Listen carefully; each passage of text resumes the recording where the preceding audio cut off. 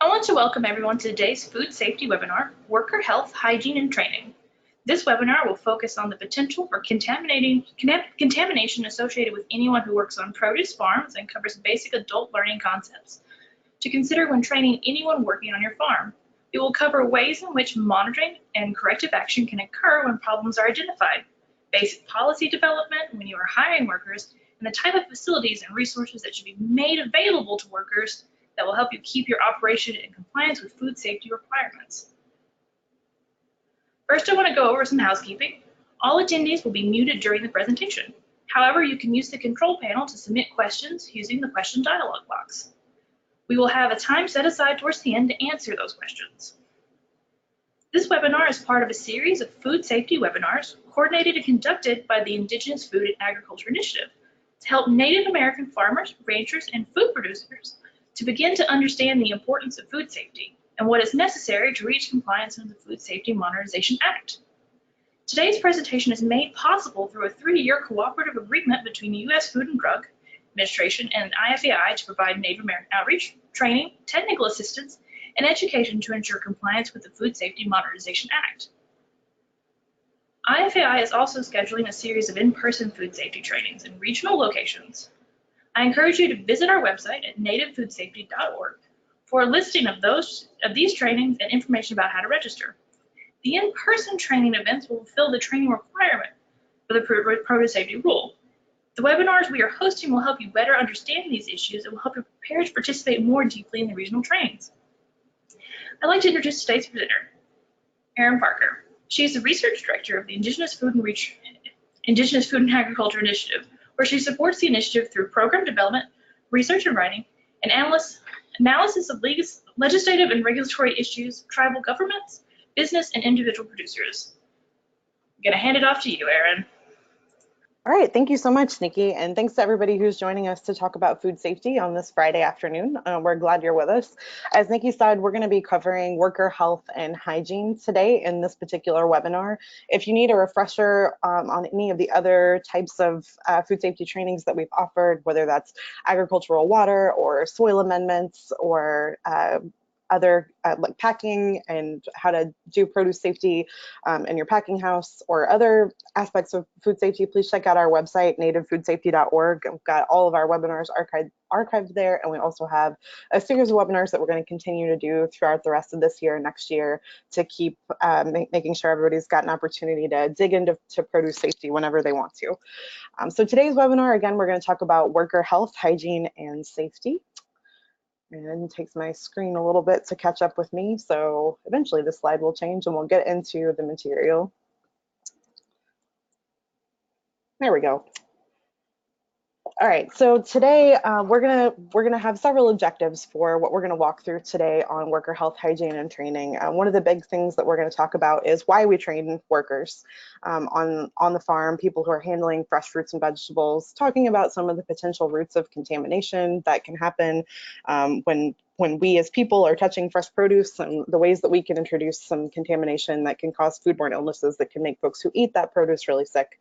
If you need a little bit of a refresher course on foodborne illnesses generally, we've got a couple of different webinars that deal with some microbiological basics that really go into some of those things, and I would encourage you to check those out. Those are also archived on our website, nativefoodsafety.org.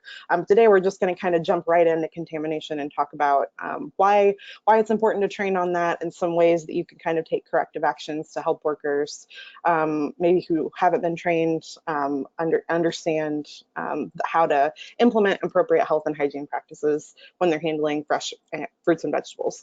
We're also going to talk about some things that you want to put into your worker training program when you're training your workers about proper hand washing. Especially, we're going to go really deep into proper hand washing. That's going to be something we're going to cover a lot of. How to deal with illnesses and injuries when we have workers who are sick, who would normally be handling covered produce, but obviously they're not going to be if they're sick.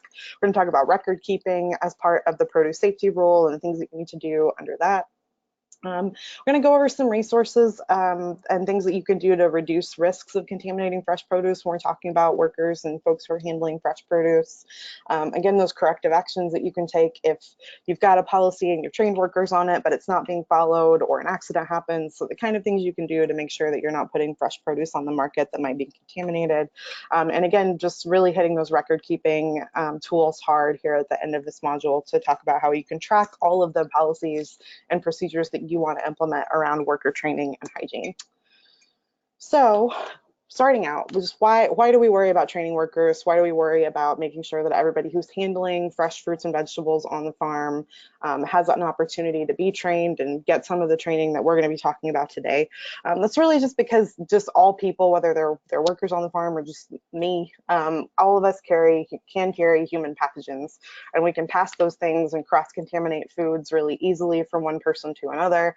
And when that happens, then people can get really sick. So things like norovirus, especially, actually had norovirus last month, so this is a hot topic for me for sure. One of the things, the easiest ways we can pass those things from one person to another is just when people aren't washing their hands properly after going to the bathroom. You see on the slide that it says fecal oral route. That's exactly what it sounds like.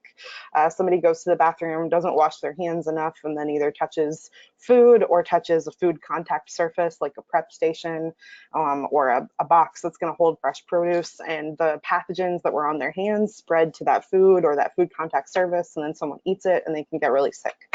So part of the reason that we talk about training workers and why this can be a food safety concern is because of that potential to carry those pathogens and spread them from person to person. So one of the ways that we address this when we're talking about food safety planning and the food and the produce safety rule is to require that people have some training that's going to reduce the risk of those things, those diseases spreading from person to person. You'll notice the slide says reduce risk and not eliminate risk. It's impossible to entirely eliminate the risk of human pathogens being spread from one person to another. There's just millions of microbes in the world, and it's impossible to totally eliminate that risk. But what we're really all about when we're talking about produce safety under the produce safety rule is just trying to really reduce and minimize that risk. And one of the ways that we're going to talk about doing that in this module is through good training programs for everyone on the farm or in an operation handling fresh fruits and vegetables, all of the people who are handling those things, whether they're harvesting, packing, even if you're working in a warehouse where you're distributing fresh produce that's going to people, like for the folks, for example, who are warehouse managers or warehouse employees in the food distribution program on Indian reservations, who are handling that fresh produce that comes in through that side of the program. Implementing some proper hand washing and some training around food safety is a really great way to reduce those risks. And then having a plan as well for illnesses and injuries when workers are ill, when workers are injured, how those things are addressed. All of those things are going to be some possible measures we can put in place to reduce risk of foodborne illness being transmitted from one person to another by workers. So we're going to talk about all of that today. Again, the roots of contamination from workers, anybody who's handling fresh fruits and vegetables, can come from a lot of different sources, right? And this is part of the reason we say, like, it's impossible to entirely eliminate risk just because it comes from so many different places. And when we're talking about ourselves and workers handling fresh fruits and vegetables, that can come again from that fecal oral route. It says feces here on the slide. If someone goes to the bathroom and their hands aren't properly washed, or they touch a contaminated surface after they've washed their hands and then immediately go back to work harvesting or packing produce, that can spread contamination. If you have an operation where you have maybe some chickens and you're also growing leafy greens, if you walk through the chickens, as this man here on the slide, feeding the chickens, and then you walk directly with the same footwear over to the field where you have leafy greens, you can potentially spread chicken litter and fecal matter from chickens on over to your leafy greens, and that can contaminate them and introduce potential pathogens that if somebody eats those leafy greens, they can make people sick. So clothing, we can pick things up and move. And footwear is a big one. That's why it's got its own separate call out here on the slide. Hands obviously are another big one. It's really easy to get your hands dirty when you're working with food. Hands can pick up pathogens very, very easily, not just from improper hand washing, but just from day-to-day work. Tools and equipment can also pick up pathogens, and when we touch those and then touch fresh produce or touch a food contact surface, we can spread contamination that way as well. And of course, if anybody is sick and they come to work sick, like if someone has norovirus and they come to work, that can be a really easy way to spread that particular bad virus from one person to another. If somebody gets injured, if they nick themselves while they're harvesting something with a knife, that can introduce pathogens to fresh produce as well. Those are all roots of contamination that we as people can introduce to the farm environment when we're talking about fresh fruits and vegetables. So one of the things that's really important to do is train workers who are handling those fresh fruits and vegetables, and train them on some basic food safety principles like hand washing and just when to wash hands, how often to wash hands, that kind of thing, to make sure that they have kind of that basic training that they need to reduce that risk that we're spreading foodborne illness from one person to another through fresh fruits and vegetables. The reason that fresh fruits and vegetables are such a high risk for spreading foodborne illness is that most of the time, a lot of these things are things that we don't eat. We don't cook them before we eat them. There's no kill step for those bacteria or viruses or other pathogens that might be on that fruit or vegetable. So leafy greens is a really good example. Lettuce is not something that people really cook before they eat it for the most part. You're probably throwing that in a salad, or maybe you're throwing it on a burger, but you're not really cooking it before you eat it. And so that high temperature that a lot of food would be subject to, that's going to kill off any pathogens that might be in that food, is not going to be there. And so we have to be extra careful when we're growing things like that, because there is that higher potential that if there's a pathogen on it, that someone who eats that is not going to cook it, and that can make them really sick. Workers really need to use these practices every day, that they're on the farm, on the operation, even if they're not around fresh produce. It's a good idea to have people informed and implementing these practices all the time, just because that means when it really does matter, when they are handling fresh fruits and vegetables, they already know what to do, and they're already implementing those good practices that are going to reduce that risk of foodborne illness. Really, this isn't something people necessarily just know. So training is a really important part of making sure that everything you want for your farm happens, because your workers are kind of going to be your first line of defense on the farm when it comes to looking out for food safety problems that may pop up, and also because workers are going to be the people who really have that one-to-one contact with fresh fruits and vegetables. So they're going to be a huge part of making sure that your food safety plan goes into effect and that you're reducing your risk of foodborne illness. There are a lot of training challenges. Obviously, when we're talking about workers, time is a huge factor for everybody. No farmer anywhere has any extra time, I think, to spare, but this is one of those things that I think if you spend 30 minutes now, it's going to pay dividends in the potential for not having a food safety problem down the line, which can be a huge problem and cause a lot of time spent dealing with something like that if you were implicated in a foodborne illness outbreak. So time is a huge challenge. Language can also be a huge challenge if you've got workers who the supervisor or the owner of the farm doesn't speak the same language as the workers. There can obviously be a barrier there. Doing trainings all in writing is not necessarily the best way to do training with workers, right? Because everybody's literacy level is going to be different. If you also have a language barrier, you may have literacy level that's at one place in one language and a totally different place in a different language. So that's another problem that may arise. If you've got people coming on and off during the season, maybe training mid-season may be a challenge as well. Obviously, those are going to be really busy times, especially around harvest. It's going to be a very challenging time to try to stop and do training. There's also a lot of variation, I think, between people in hygiene practices and expectations, maybe some misconceptions. If folks are from a place where there's not a lot of really solid plumbing, for example, a lot of people throw toilet paper into a wastebasket instead of flushing it. That's just a normal practice in many places. Under this particular produce safety rule, that's not something that you want to let workers do. You want to encourage or require workers to flush toilet paper at all times, because that's going to reduce risk of spreading contamination from fecal matter onto fresh fruits and vegetables. So that may be a variation in some hygiene practices, perhaps, and an expectation that you may have to set during a training program for workers to reduce the risk of foodborne illness outbreaks. But all of this is really predicated on good communication with your workers. With that good communication from the person who's responsible for food safety on the farm or in a warehouse, or whoever is handling those fresh fruits and vegetables, it really starts with good communication and having an open line of communication so that workers know who to talk to if they do find a food safety risk. They need to know who is going to be responsible for that, who is the responsible person. And they need to know that if they tell that person that their concerns are going to be taken seriously, because I think it only takes one time for somebody to come up and say, hey, like these tomatoes were dropped on the ground into some manure. What do we do with them?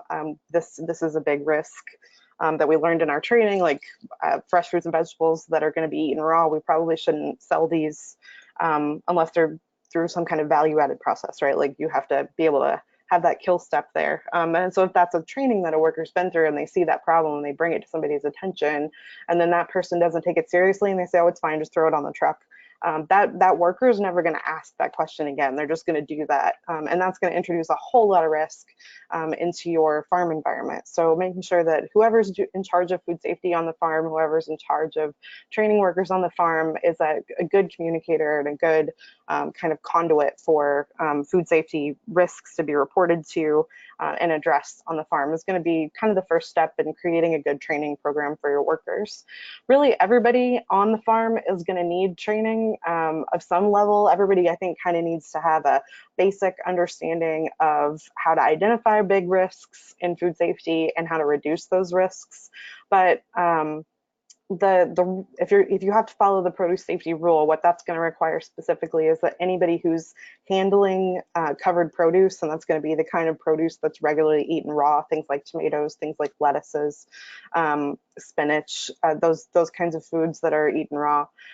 People are handling those, they definitely have to have training, but otherwise it's a good idea for everybody to just kind of have a basic understanding of how to identify risks, what kind of food safety risks there are, and just maybe some general knowledge about why we do this. Some of the other webinars that we've done talking about the impact of foodborne illnesses, how many foodborne illness outbreaks there are a year, that kind of thing. Some of the statistics and things that are in there may be a good idea for everybody to know, but specifically people who are handling fresh produce are going to need specific training that helps them do their jobs really effectively. And we'll get into some of those training requirements and what those training programs need to include here in a few slides. But for now, we're going to put a pin in that and talk a little bit about visitors. Obviously, you're not going to be able to do a full food safety training with every single person who's a visitor to your farm. But nevertheless, if you do have to follow the produce safety rule, then growers and farmers need to make sure that visitors are aware of your farm food safety policies.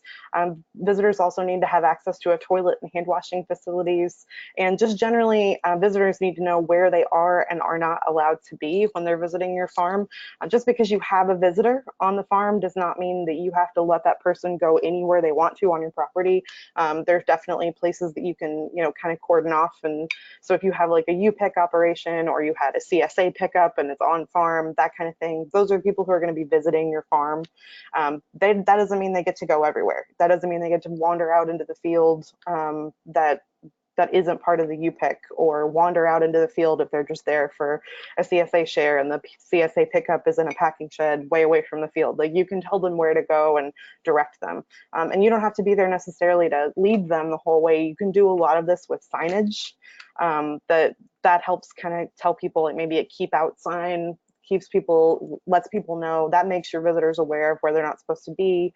You can post hand washing signs in those toilet and hand washing facilities, and that can be a good way to let people know how to wash their hands, but that means that you don't physically have to be there, or you don't have to have a person physically there to tell them how to wash their hands. Obviously, that wouldn't be very practical. Also, they need to keep pets at home. That's another thing for visitors as well, just because pets can also introduce some extra risks and extra foodborne illness potential problems. If pets are wandering around, they're easy to get loose and wander in places they're not supposed to be, and that can create a lot of problems. So keep pets at home and just generally let visitors, make them aware of your food safety policies. Most of this is really usually done through signage. This is not something that you're going to have to hand out a giant pamphlet or printout or do a food safety training with visitors who are on your farm. A lot of this really is addressed with signs But that's something that if you do have to follow the produce safety rule, you will have to do. And if you are just kind of thinking generally about food safety, even if you don't have to follow the rule, maybe a good idea just to kind of protect your farm and protect your operation. Training programs for your workers, though, getting back to that, the things that they must include are, again, these principles of food hygiene and food safety. A lot of the things that we're going to go over today in this webinar are things that you must include in a training program for workers who are handling covered produce. So talking about some of the general symptoms of foodborne illnesses, some of the general principles of hand washing, going over routes of contamination, potentially just to let people know kind of the different ways that contamination can be introduced to fresh fruits and vegetables from workers so that they know kind of what to avoid and how to deal with that. And then there's this catch-all category of other training relevant to the worker's job. And that is really very broad. It's broad for a reason, though, and that I think is just because there would be no way to write a rule that would cover every single situation on the planet. Every farm is going to be different in terms of what workers are doing what work, and even what workers are doing what work when. That may change with the season, may change with the day. So there's this kind of catch-all category. So if you've got something really specific that somebody is doing and they're handling covered produce, then you're going to want to make sure that they have a training that's specific to that thing. And it really needs to be specific to the level of work that they're doing as well. Someone who's a supervisor for a whole field crew is going to need a lot more intense training and a different kind of training than somebody who's just packing in the pack house and that's their only job. Those are two kind of different levels of interaction with fresh produce. So they're both going to need to know these principles of food hygiene and food safety, and they're both going to need to recognize kind of some of these symptoms of foodborne illness and knowing how important personal hygiene is and all of that. But that supervisor is probably going to need even more rigorous training and needs to know a lot more about record keeping than somebody who's working in the pack house. They're really going to be emphasizing that personal hygiene and other things instead. Training programs, again, appropriate for the job, which is what we were just talking about. Ideally, you want to include refresher training throughout the season, really at least annually.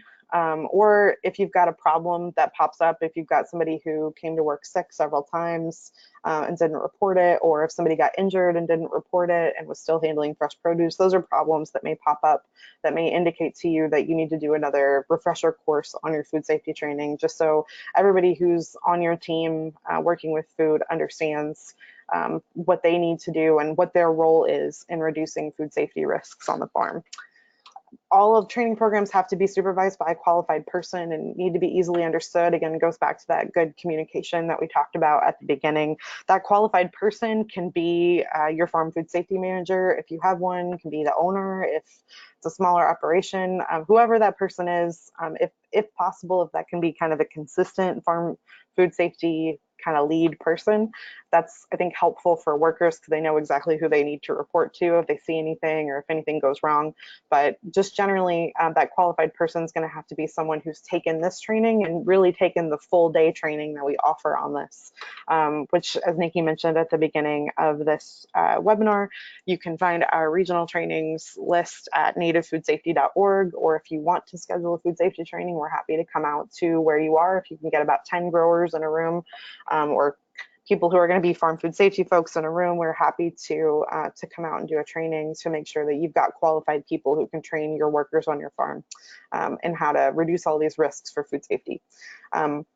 The other thing that you need to do as part of a training program for workers is have some kind of process that helps you document that. It's basically just record keeping.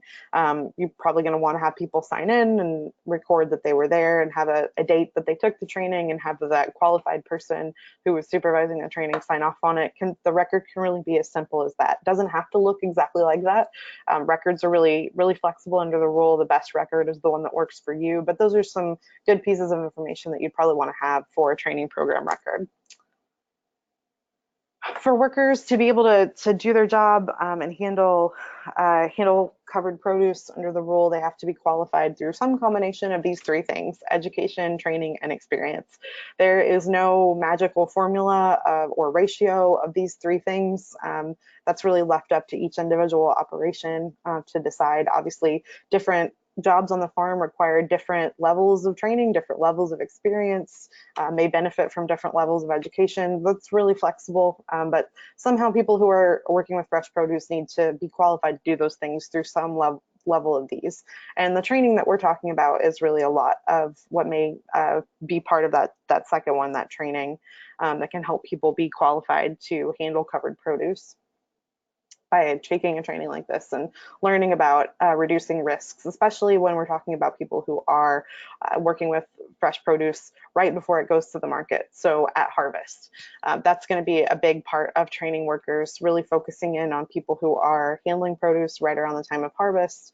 They're really going to be needing to look at any kind of possible risks of contamination. There's a whole separate webinar that we do on how to address having wild animals on the farm or even having domesticated animals on the farm and what that can mean for food safety. And part of that has a worker component in as well, because as I mentioned, your workers are really your first line of defense, especially at harvest, for identifying any kind of animal activity that may indicate that you have a problem with animals coming through and maybe leaving fecal matter on fresh produce, in which case you could never harvest that for the fresh market. If it's contaminated with feces, it can't go to fresh market under the produce safety rule. So if that's the rule that you've got to follow, you definitely don't want to do that. Probably don't want to do that as a best practice anyway, even if you don't have to follow the produce safety rule, because it is a huge risk that you are going to sell that to somebody who then eats it. And if it's contaminated, it could make someone really sick.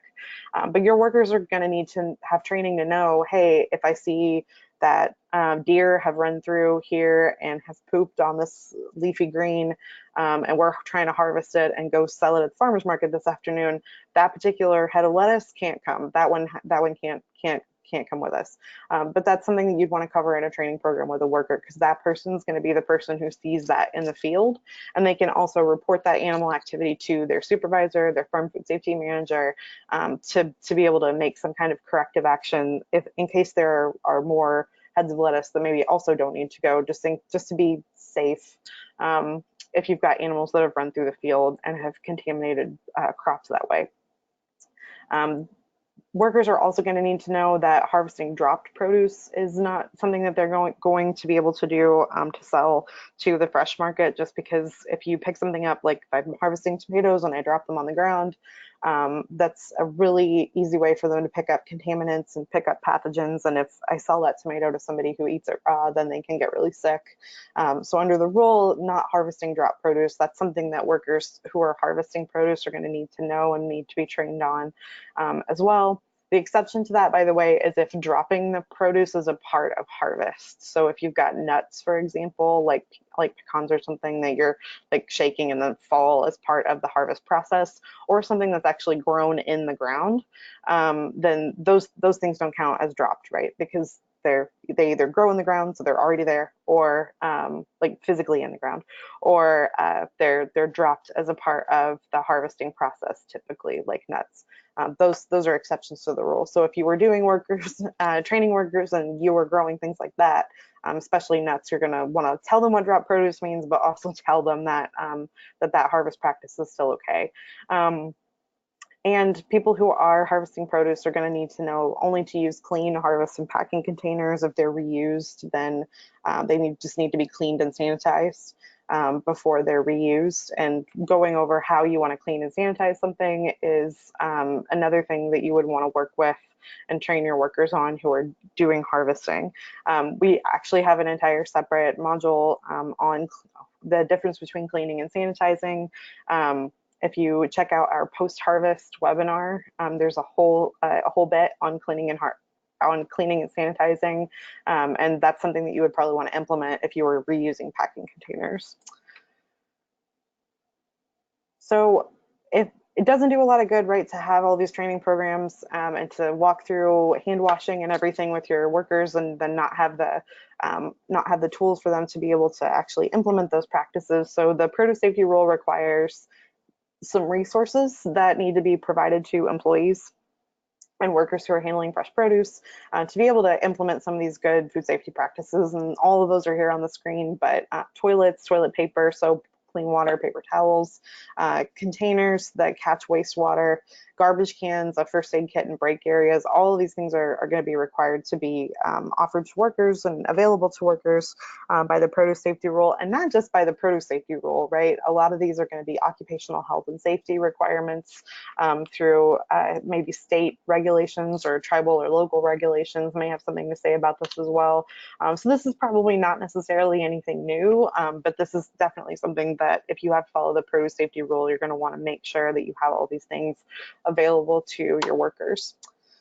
Toilet and hand washing facilities specifically, again, I mentioned occupational health and safety, or safety and health. OSHA is the agency that regulates that, and there is already a requirement, and has been for a while now, that there has to be one facility for every 20 workers within a quarter mile of the working area that has toilets and sinks for workers. The exception to that is if workers have access to a vehicle, and that vehicle can get them to a toilet and hand washing facility within about 5 minutes. So that's sort of the pre-existing rule from another area of law that is implicated here. But that's just generally speaking, you've got to have toilet and hand washing facilities for folks. Facilities also, you're going to want to service on a regular schedule, whether that's you or if you have porta potties and you have a company that comes out and does that, having that be on a regular schedule.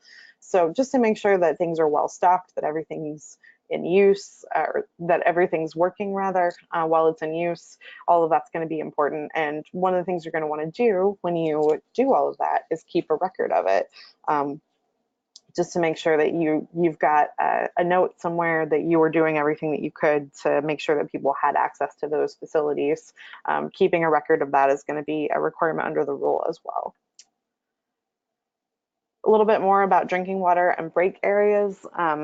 Obviously, not only is it important to have drinking water in break areas to maintain the health and safety of employees, to make sure that people are not passing out on a really hot day in the field during harvest. We want to take care of our workers first and foremost. But if something like that were to happen, if people were to get sick because of dehydration or heat exhaustion, not only is that bad just because you've got a sick worker now, but also because that can introduce some food safety risks as well to fresh produce. So keeping workers healthy and having workers who are able to have breaks and have hydration and drinking water in separate areas apart from where they're working on covered produce, it helps them obviously be better at their jobs, and also implement the plans that you have for food safety. It's hard to do that if you're really dehydrated, and so making sure that those things are things workers have access to is really important as well.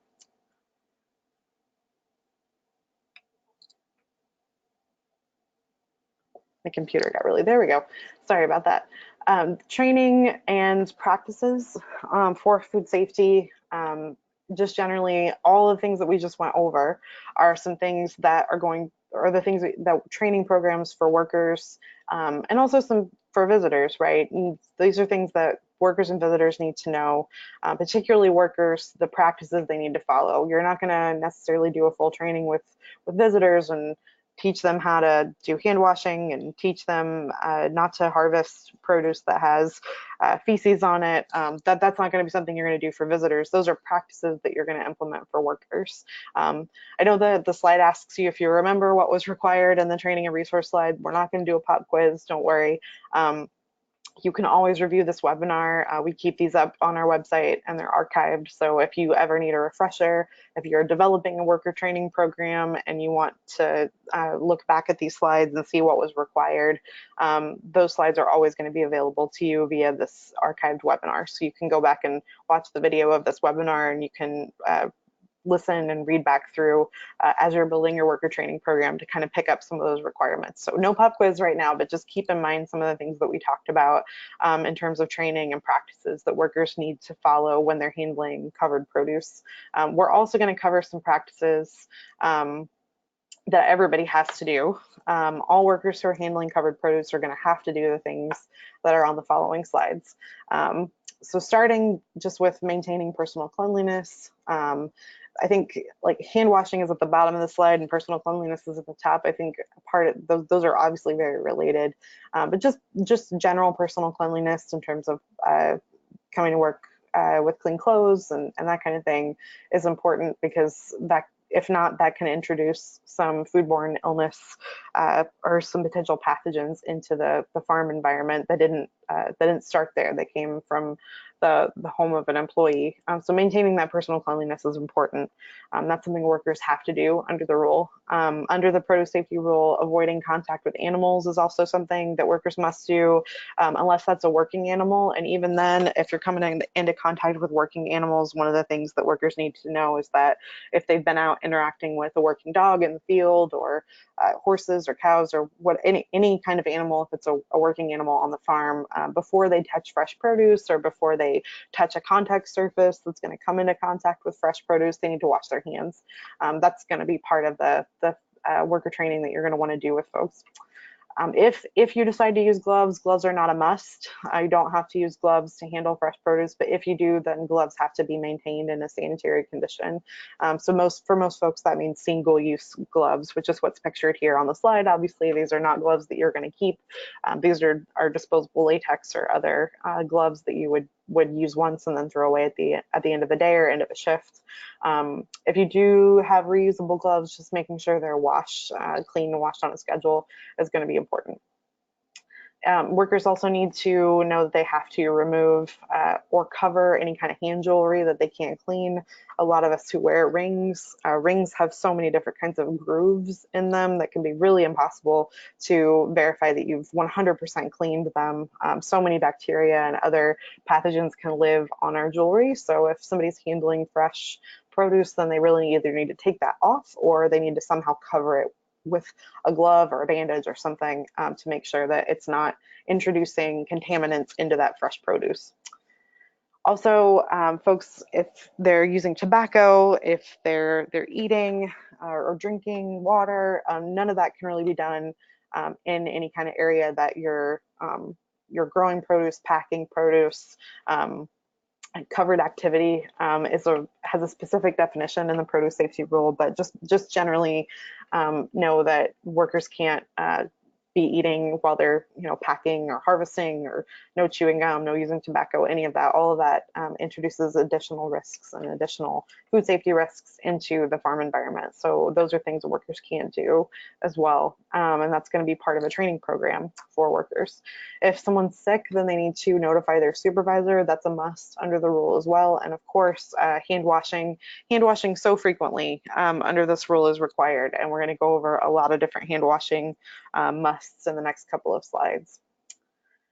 So hands have to be washed under the produce safety rule after all of these things or before all of these things. So anytime someone goes to the restroom, uses the toilet, hands have to be washed after that. Anytime someone's going to start work or return to work, if they've been on a break, for example, then hands need to be washed before that as well. Before and after eating and smoking, just because you're moving between your mouth and your hands so often, it can pick up any kind of potential pathogens that way. So making sure you wash your hands before going back to touching fresh produce there is important. Also, even if you do choose to use gloves, washing your hands before you put them on can reduce risk of like any kind of contamination you might have on your hands before you put the gloves on. Think of it almost like if you're watching a medical drama and you watch people scrub up or wash their hands before they put their gloves on. It's a similar kind of thing. It really helps reduce risk of additional contamination even when gloves are on. So if you get a nick in your glove or a tear in your glove, your hands are still clean inside that glove. So that reduces risks there as well. Just kind of a precaution to take even if you're using gloves. Again, as I mentioned, anytime a worker comes in contact with animals or animal waste, hands have to be washed after that. And then the rule has a catch-all again here. Any other time hands may become contaminated, then you've got to wash your hands after that as well, whatever that circumstances might be. You've got to wash the hands after that as well. The guideline for proper hand washing under the rule is what's here on the screen. So the key part of this is soap and water. Wet hands, apply soap, lather up and rub hands together, including between fingers, for at least 20 seconds. That's the guideline. If you want to count to 20, that's something that some people do. I sing my ABCs twice, and I have done that since I started doing food safety training. I do that all the time, every time I wash my hands, whenever. I really know my ABCs in English now because I have sung them many, many times. Singing them twice through gets you to about 20 seconds. So I do that when I wash my hands.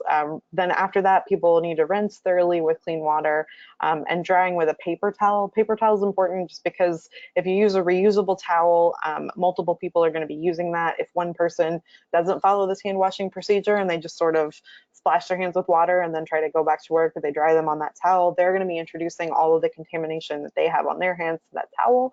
And then the next however many people who use it are also going to have, they're going to be picking up that same contamination, even though they may have followed this procedure to the letter. So paper towels are what's going to be required under the rules, to use paper towels and then to throw that paper towel in a trash can after using that paper towel to turn off the faucet. I would also say probably want to use that paper towel to open the door with as well, to hold that handle if there's not like a door push with a foot or something like that, just to make sure that the hands you just washed aren't picking up extra contamination from the door handle as well. One of the big takeaways here is that this is huge and bold on the screen: antibacterial hand sanitizers or other kind of sanitizers are not a replacement for hand washing with soap and water following this method under the rule. You gotta do it with soap and water and follow this procedure. The reason for that, there are many reasons for that, but maybe the biggest one is just because part of this hand washing procedure is removing any kind of dirt or contamination that you may have on your hands, and just squirting antibacterial hand sanitizer on there does not remove the dirt or whatever else may be on our hands first. It leaves all of that there. So even though you've got this layer of antibacterial sanitizer, you're not really getting to the root of the problem and all the way down to your actual skin, maybe, especially if your hands are pretty dirty. So, which is easy to do when you're on the farm and you're working in the dirt. So that's why the rule says no antibacterial hand sanitizer can be a replacement for hand washing. You got to do it with soap and water. Proper use of toilets. Also, again, I think I mentioned before, toilet paper's got to be deposited into the toilet and flushed. Can't be in a garbage can or on the floor, because that is a big way that contamination can spread, and really bacteria can propagate inside a porta potty or other bathroom area if people are throwing used toilet paper into a garbage can or on the floor. And again, always washing hands after using the toilet and making sure that people are using the restroom in a toilet and not in the field or in the production area or in the pack house. None of that. It's got to be in a toilet, in a bathroom. We mentioned worker clothing as a possible route of contamination, and that's why the rule is going to require clean clothes to be worn every day by workers, so you're not reintroducing contaminants that you may have picked up the day before. Footwear can be a big one, because you're walking literally in manure or other soil amendments that can pick up contamination, and you can move them from one part of fresh produce to another that way. So having some designated footwear may be something that you want to do, especially if you've got an operation that has both animals and fresh produce, like if you have chickens, you have pigs, and you have fresh produce. Obviously those pigs or chickens or other animals are not going to be in the same area where you're growing your fresh produce, but you're going to be in both areas. So having footwear that's just for working with chickens, just for working with the pigs, and then another pair of footwear that you change into before you walk over to your fresh produce field, maybe something that you want to think about doing to help prevent that cross contamination. And this goes the same way, by the way, for visitors that you might have on your farm. If you've got a lot of farm tours or something that you do, I know a lot of tribal farms that do some farm tours for visitors, especially for youth who are interested in getting into food and agriculture, and they come tour tribal farms to see, what they've got going on and what it's all about. Having a standard operating procedure for your farm, if you've got, say, chickens in one field and leafy greens in another, and you're doing a tour, I would say folks need to go through the greens first, and then they end with the chickens or other animals before they leave, and they don't go back through the leafy green field, because they're going to pick up any kind of litter or contamination from those chickens or other animals and walk them through your leafy greens field. So this would apply to visitors as well. It's something you might want to think about if you do have visitors on your farm a lot, and they are allowed in both areas where you might have some animals and areas where you're growing fresh produce. Just something to think about. And other parts of clothes, gloves, again, you don't have to use gloves, but if you do use gloves when you're handling fresh produce, if they get torn, if they're contaminated, and they're disposable, then they need to be thrown away and you get a new pair. And you're going to want to wash hands in between changing pairs. Again, if gloves are reusable, they just need to be cleaned as often as necessary, just to make sure that they're staying clean as well. Other food safety equipment that you might use, any aprons or other kind of gear that you're going to wear while handling fresh produce. If somebody's going to take a break, if they're going to go have a smoke, if they're going to go use the toilet, if they're going to go have a hydration break, they need to know to take those things off and not take them with them to the bathroom, not take them with them on that smoke break. And then they need to be stored somewhere clean in a designated area when they're not being used. And that way, if you're not taking your apron to the bathroom and potentially getting contamination on it and then bringing it back to fresh produce, all that hand washing that you didn't matter because you had your apron that went with you. So those are some things that workers have to do when it comes to clothing to reduce the risk of foodborne illness. Speaking of illness, if people are sick or are showing signs of illness, they can contaminate fresh produce, so they can't handle it.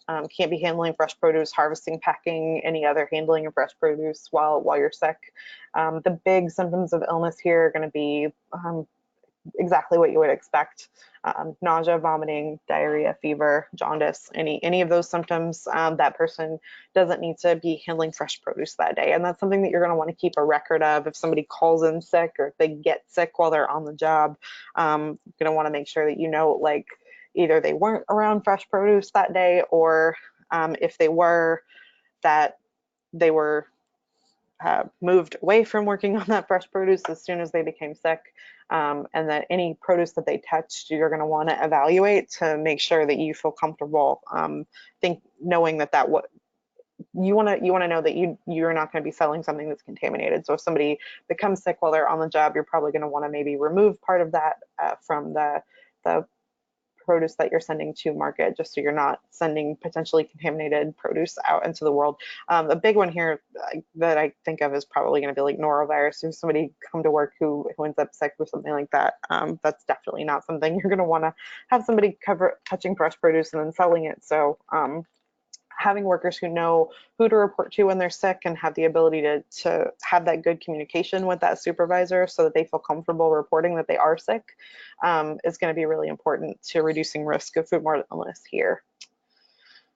Worker injuries, obviously, if somebody gets injured, that's not good for them. It's also a potential food safety risk. So making sure that you have first aid kits that are stocked, that people know to clean and bandage any kind of wounds.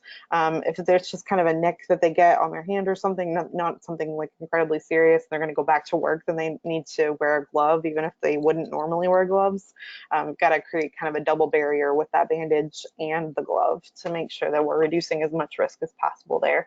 If there was any produce that might have been contaminated when somebody injured themselves, that's going to need to be discarded, and you're going to want to keep a record of all of that, all of the injuries that were reported, what happened as a result of them, and any kind of corrective action that you had to take around fresh produce. So if you did have to discard some produce, you're going to want to note what was discarded, and that way, if there is a foodborne illness outbreak later, you have a record of that, that you didn't sell that produce on the market, you threw it away.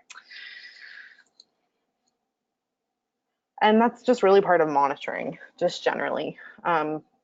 That's going to be part of the monitoring process that you're doing, monitoring and then record keeping around that monitoring. Monitoring is something that you're going to do after you have a food safety plan and food safety practices that you want people to follow every day. A lot of those things are going to be the things that you're going to include in a worker training program, like proper hand washing. That's going to be a food safety practice workers are going to have to follow if they're handling fresh produce or working in areas that come in contact with fresh produce. So that's going to be something that you would want to have a monitoring of, making sure that people are washing their hands properly every time that they're about to come into contact with fresh produce or any other time. And making sure that those facilities are available to employees, so hand washing facilities that are clean, that are well stocked, that they have soap and water and paper towels. All of those things you're going to want to monitor periodically. So just checking, making sure that there's soap, making sure that there's paper towels. You don't have to do that every hour or every day even necessarily. You might do that once every couple of days or once every week. It would really depend on the size of your operation, how many people are working there, so how often those facilities are used. That's really up to you, but that monitoring is going to help make sure that whatever plan you put in place is actually being followed. One of the monitoring things that you can also do, it doesn't necessarily have to be you, it can be that farm food safety person, it can be people's supervisors, just sort of checking and making sure that people aren't coming to work sick, for example. Maybe that person has a responsibility to check the hand washing facilities on every other day or something, to make sure that there's soap and water and paper towels, to make sure that there isn't used toilet paper on the floor or in a trash can, for example. That's going to be pretty noticeable. So if that happens, that's something that someone, you see that in monitoring, and that's going to tell you that you have a food safety maybe refresher course that you need to do with your workers to make sure that they know that you need to flush that toilet paper instead of throwing it in a garbage can. You can also use monitoring logs. That can be a record keeping feature that can be helpful as well as part of that process. You're also going to want to document any kind of corrective actions that you take. So if workers you notice are not following food safety policies, if you're noticing that there is that used toilet paper on the floor or in a trash can, for example, or somebody came to work sick and didn't report it, all of those kinds of things, or somebody harvests something that's has feces on it, and you catch it before it goes to the market. But that's all those things are going to indicate to you that your workers are not following the training that you gave them on food safety. So in that case, you're going to want to probably have a refresher course. I might think about ways to encourage more positive practices. Those are going to be some corrective actions you need to take, is that retraining of workers. If facilities aren't cleaned, if they're broken, if something goes horribly wrong with a porta potty, like in the slide, it's tipped over here on its side. Obviously that's a big problem because that thing could be leaking into a field. So that's going to require a corrective action. You're going to need to call that sanitation company and make sure that they are going to come out and fix that thing if something's gone wrong with it. Or you're going to want to document that if there was fresh produce that got something like that spilled on it, that it's not been harvested. Maybe you create a buffer zone around that in the field. Whatever you decide to do in that instance, it's going to be a corrective action. So you're going to want to take a note, make sure that you have a record of that. Record keeping, just as a recap, I know I mentioned record keeping a lot as we've gone through this module. So just to recap what is needed in terms of record keeping for this particular module when we're talking about worker training. You need to document that workers were trained, document that worker training program, making sure that you're monitoring and restocking toilet and hand washing facilities, as well as first aid kits. Those things need to be checked on a schedule to make sure that they're stocked. And if they're not stocked, then when they are restocked, that needs to be part of a record as well.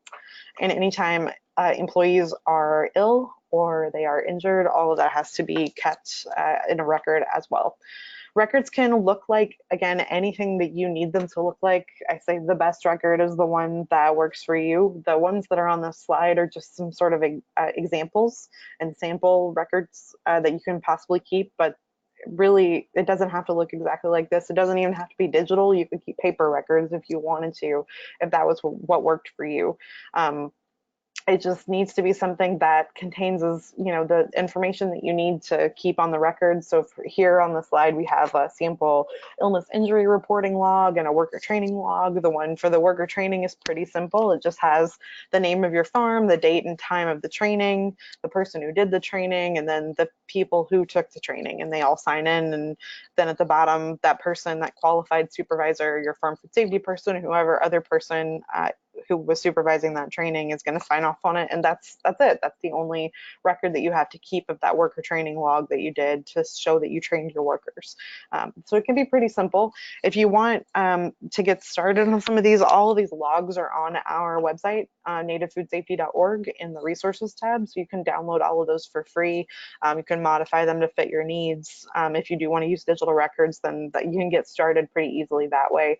If you don't want to use digital records, they might be a good resource just to kind of check out, just to see if you wanted to handwrite things or print them out and use them that way as well. Those are available for free on our website. So again, here's just this another example of this worker training, just broken down a little bit more to show you all of the different pieces that are on this particular record for worker training. Again, pretty simple, not really complicated, very easy, and most of the record is actually kept by the people who are signing in, right? So you have people just sign in, and then you file that away and you keep it in your filing cabinet, your filing system, and you have kept a record of your worker training. That's pretty much all there is to it when it comes to record keeping for that particular thing. And most of it can be that simple, really. So just to sum up, because I know we're coming up to the top of the hour, worker health and hygiene is one of those things that's really important to food safety, because workers are really that first line of defense when it comes to food safety and stopping food safety or reducing the risk of foodborne illness through food safety risks. So making sure workers are trained, that they know how to wash their hands, that they know how to handle covered produce. Anybody who handles covered produce has to be trained, but really, ideally, everyone on an operation should have some kind of basic food safety knowledge and know-how. Visitors also need to be made aware of policies. A lot of that can be done through signage. Your training really needs to emphasize those big pieces of health and hygiene that can help us reduce the risk of foodborne illness outbreak, and hand washing is the really big piece there. A written training program is something you're probably going to want to develop. You can use, if you come to one of our food safety trainings, you can use the materials that you get for free at the food safety training to then be your written training program, so you don't have to reinvent the wheel. If that's something that's of interest, again, please reach out to us. Please reach out to our team. We're happy to come out and do your regional trainings on food safety.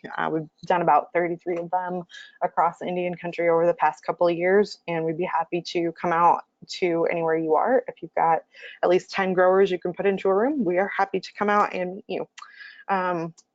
But with that, I think that is all of our slides, and that is all of our worker health and hygiene training. If anybody has any questions, I think we've got a few minutes. I don't want to keep y'all forever, but I'm happy to answer questions. And if you don't feel comfortable asking a question, you can always shoot us a message at any time. We're happy to be your food safety resource pretty much all the time. So we do have a couple of questions already. cool. First one I have is there a worker and or produce safety guide specific to indoor soilless farming? Say that last part again. Indoor soilless farming? I don't think that I've seen one specific to that, no. It doesn't mean that it doesn't exist, but I know we don't have one on our website, and I don't think I'm familiar with another one. The Produce Safety Alliance, which is obviously all over these slides because they developed these slides, might be a good place to check and see if they have anything out there on that.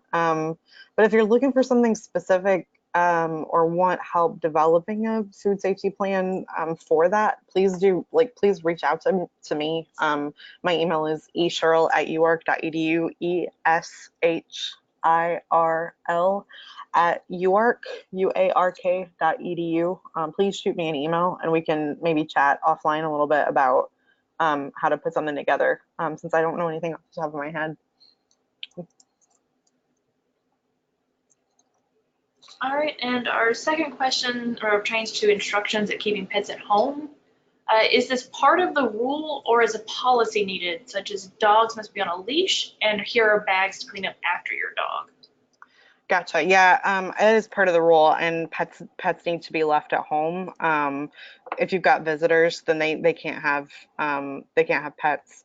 I know that that's a challenge for some folks, but that is part of the rule.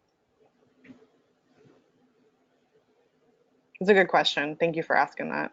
There is a separate guidance for anybody. I get this question sometimes, so just to expand on it a little bit. If anybody has service animals, that can be a little different, but just because somebody has a service animal doesn't mean that you have to let them onto your entire property. So you can still, have areas of your property that people are not allowed to be in with or without service animals. There's a separate fact sheet on service animals that is available on our website in the resources tab. So if you're dealing with folks who are bringing service animals and you want a little bit more guidance about it and how it interacts with the rule, you can check that out on our website, nativefoodsafety.org, and it's in the resources tab. But it's a good question about pets. No pets, sadly. All right, doesn't look we have any more questions. Haven't had any more pop up, so I'm gonna wrap it up. Our next webinar is on the September 13th, I do believe. You can register for that on our website at nativefoodsafety.org. Any closing comments, Erin? I would just like to thank everybody again for coming out to a food safety webinar on a Friday afternoon. I really appreciate those of you who were able to join us today. If you have any more questions or want maybe some help developing a farm food safety plan or chasing down some resources that are a little more specific to exactly what you're doing, please reach out to us anytime. We're happy to help and help do some of that research to get you the resources that you need that are going to help you be successful in reducing food safety risks for your farm. So again, thanks everybody. Check out our website, nativefoodsafety.org, for information about our upcoming trainings and to reach out to us and contact us about any food safety questions you have.